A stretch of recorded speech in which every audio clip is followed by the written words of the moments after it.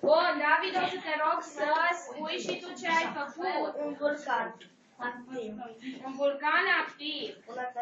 Nu punem. Din mâna ta. Cred că n-am închis. Deci ce avem? Da. Ia. Dealul și pădure. Și acesta. Vulcanul. Da. Acum nu e aia. Ține de pârnia.